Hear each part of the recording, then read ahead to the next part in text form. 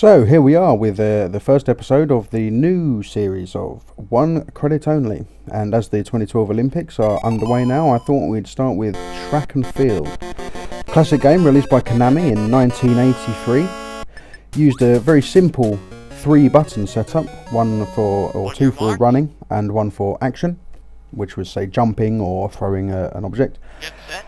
Featured 6 events in this first title. It started off with 100 metres, as you can see now, and goes on to the long jump, the javelin throw, the 110 metre hurdles, the hammer throw and the high jump. The hammer throw is damn difficult, but we'll see how we get on. This game was released in Japan as Hyper Olympic, and it had an official licence for the 84 Olympic Games. Received a number of ports, the best of all being of course the NES version, which actually included not only the 6 events from this game, but a further few events from the Hypersports sequel game. Also had ports to the Atari 2600, the Commodore 64, the Game Boy, the Amstrad CPC, the ZX Spectrum, and the Atari 8-bit system. It had re-releases as well. It was released in 2007 on Xbox Live, and has also had versions released of it on the iOS. Now, Track and Field was obviously the first in quite a long-running series of Olympic titles made by Konami. The second of which, Hyper Sports, was released in 1984, called Hyper Olympic 84 in Japan, and again had the 1984 Olympic license. We had 7 brand new events on this version, with swimming, skeet shooting, long horse, archery, triple jump, weightlifting and pole vault. Some of them relying not on the button bashing of the previous title, but one timing as well. Obviously still keeping the same 3-button setup as the first game.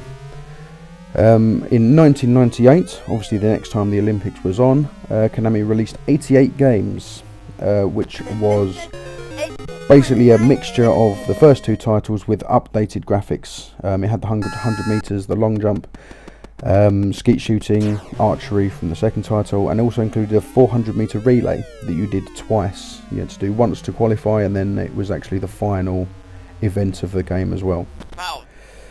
Obviously these 3 were the arcade titles, and these games actually caused a lot of arcade operators some issues because of the excessive button mashing that the title required.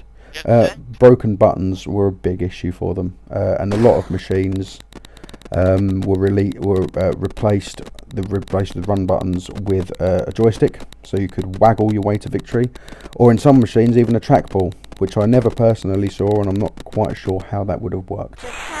But the series carried on, moving to home consoles in 1996 with International Track and Field on the PlayStation 1 and the Nintendo 64.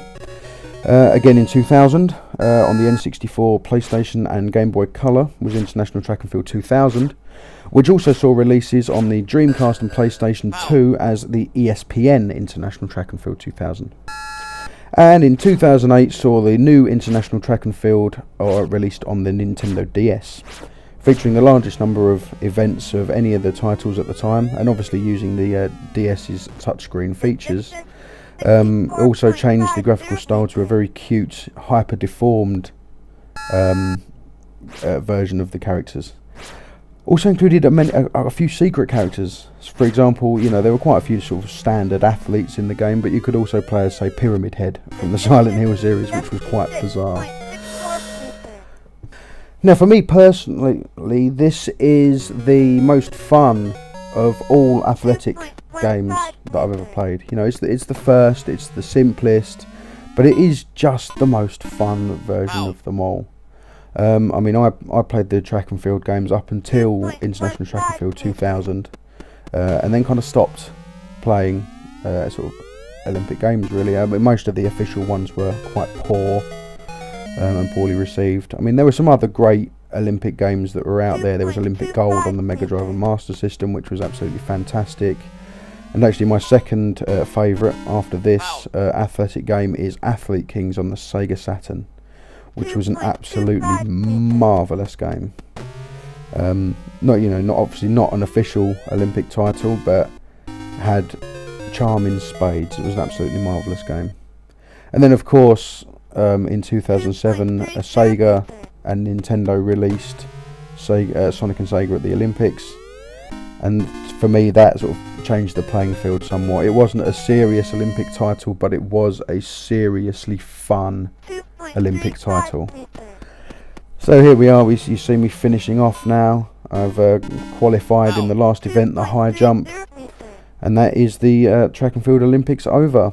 So here we see, final boss fight are the champions, as we should be. So there we go, that was track and field. This is the end of episode 1 of 1 credit only, now on final boss fights. We'll see you again next time.